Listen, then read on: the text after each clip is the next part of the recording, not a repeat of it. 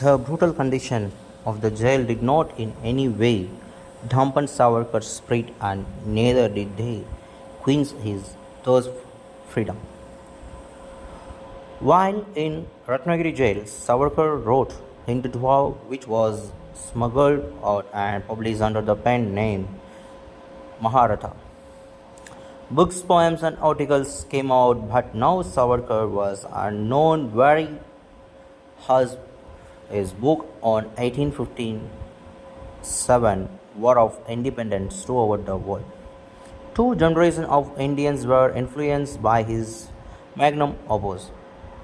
The second edition of the book was printed in USA by Savarkar with no reference. The third edition was brought out by Bhagat Singh and its Punjabi and Urdu translation, followed by and were widely read in India and the Far East. Even in the Indian National Army of Subhash Chandra Bose, Tamil translation of Savarkar was read out like a Bible by the South Indian soldiers in Singapore, though nobody knows till the day who translated it in Tamil.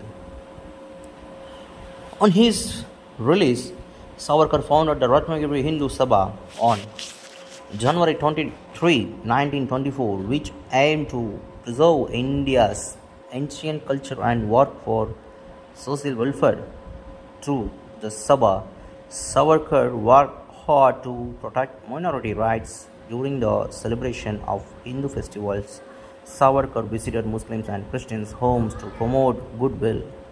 He encouraged intercaste marriages and assisted Dr. Ambedkar in the liberation of the untouchables. He appealed for a wider use of Hindi as the mother tongue and suggested reforms to the Devanagari script to facilitate printing.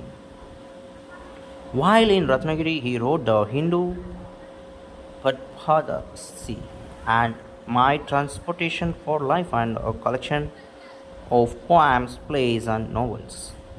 At the end of his 5 years confinement in Ratnagiri, Savarkar joined Tilak Swaraj Party and founded the Hindu Mahasabha. As a separate political party, he warned of the Muslim League design of partitioning the nation. In 1937, Savarkar was elected the president of the Hindu Mahasabha. He toured the nation widely and delivered a simple message that followers of Vedism, Jainism, Buddhism, and Sikhism were all Hindus. He joined the Hindu Mahasabha for about 7 years and worked relentlessly for the removal of untouchability through it. He built a temple called Patit Pawan Mandir and appointed Arijan as the priest in attendance. When British government was holding talks with Indian political leaders, which Savarkar had participated on, because of Hindu Mahasabha, in the discussions connected with the Cripps mission and verbal plan and stressed the need for keeping India united.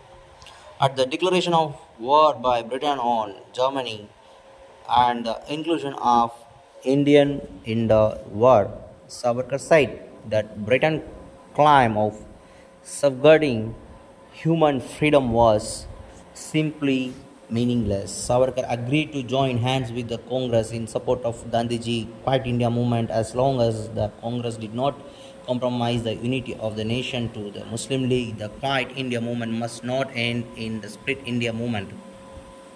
He thundered on a BBC broadcast of his speech. On August 15, 1947, Savarkar proudly unfurled the national flag along with the saffron flag of the Mahasabha. He was the happiest man when India achieved freedom. Pakistan invaded Kashmir in October 1947 and Gandhiji began to fast for peace and Muslim rights. On January 13, 1948, the Mahatma was assassinated 17 days later by Nathuram Godse. Gandhiji, Aziz in Nadram Guzzi was once a worker of the RSS Russia Swayamsevak Sangh.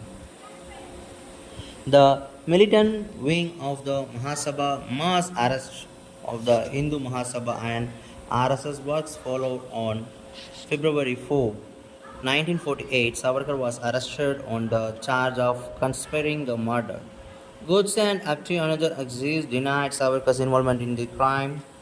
Savarkar condemned the gruesome assassination of Mahatma Gandhi and denied involvement in the crime. Savarkar was declared not guilty on February 10, 1949. He always got the strength from his consent to see independent India. The separate electorates that were based on religion and race were eradicated by the Constituent Assembly. Savarkar congratulated Sardar Vallabhbhai Patel as he had asked for his constant support. Various issues of name, national language, and script of the country came up. Savarkar pleaded the Constitution Assembly president to keep Bharat as the nation new name, and he advocated to adopt Hindi, the national language, and Devanagari as the official script. His offer of was accepted. In December 1949, Savarkar inaugurated the Hindu Mahasabha session, where he was greeted by thousands of people. Then India became a republic on January 26, 1950. Savarkar hoped to make his defenses strongest as he is considered it would be of first importance. Tribal riots against broke out in East Bengal. In April 1950, Savarkar was arrested along with the other Hindu Mahasabha and RSS worker in Mumbai. Under the Preventive Detention Act 2, he had not uttered anything on the communal problems. After 3 months, he was released, and it was done on the condition he would not enter the politics at least for a year. Even Savarkar was tired of all the needed a break, so he happily accepted it, but he never avoided the social troubles that were prevalent then. Once he was speaking on the serious food crisis, he supporting eating fish. He said better food and nourishment would make India a powerful country. Immense wastage would be avoided by pest control and effective storage techniques.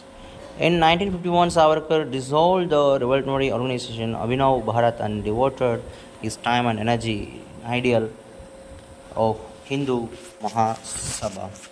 So, like the great personality, the great person, continue his life very silently, peacefully, and he sacrificed his whole life for our country.